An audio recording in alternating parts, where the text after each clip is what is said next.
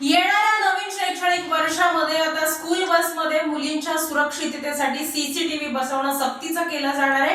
यासोबतच लाडक्या बहिणींची सुद्धा काळजी घेतली जाणार आहे, कारण लाडक्या बहिणी प्रवास करत असतात आणि या प्रवास करणाऱ्या बस गाड्यांमध्ये त्यांच्यासोबत सुद्धा अनावधानानं काही प्रकार खरं तर घडलेले आपण पाहिलेले आहेत। त्यामुळे लाडक्या बहिणींच्या सुरक्षेसाठी सुद्धा आता या बसेसमध्ये सीसीटीव्ही बसवले जाणार आहेत। एकंदरीतच आता प्रत्येकीचं जीपीएस लोकेशन आणि प्रत्येक लाडकी बहीण असेल किंवा प्रत्येक विद्यार्थिनी किंवा प्रत्येक विद्यार्थी याचं जीपीएस लोकेशन सुद्धा यामुळे ट्रॅक करता येणार आहे। स्वारगेट दुर्घटनेनंतर आता महिला प्रवाशांच्या सुरक्षेसाठी राज्य परिवहनकडील सध्याच्या 12,000 बस गाड्यांसह नव्या 2,500 गाड्यांमध्ये GPS, पॅनिक बटन आणि CCTV कॅमेरे लावण्याचा निर्णय महामंडळाने घेतला आहे।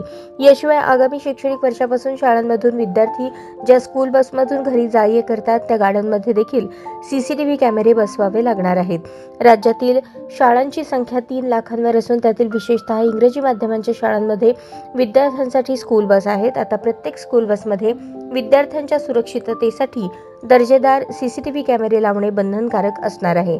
आगामी शैक्षणिक वर्षापासून नव्या नियमावलीची अंमलबजावणी होणार आहे। नियमांचे उल्लंघन करणाऱ्याला RTO किंवा वाहतूक पोलिसांकडून 10,000हून अधिकचा दंड होऊ शकतो।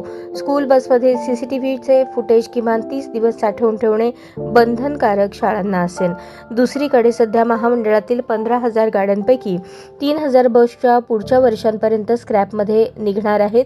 त्यामुळे सुस्थितीतील 12,000 बस गाड्यांमध्ये प्रवाशांच्या सुरक्षेसाठी आगामी 2 महिन्यांच्या आत प्रत्येकी 4 CCTV कॅमेरे बसवले जाणार असून त्यासाठी केंद्र सरकारकडून निधी मागण्यात आला आहे। मे महिन्यात निविदा प्रक्रिया राबवण्याचे नियोजन असून सर्व बस गाड्यांना GPS प्रणाली देखील असणार आहे।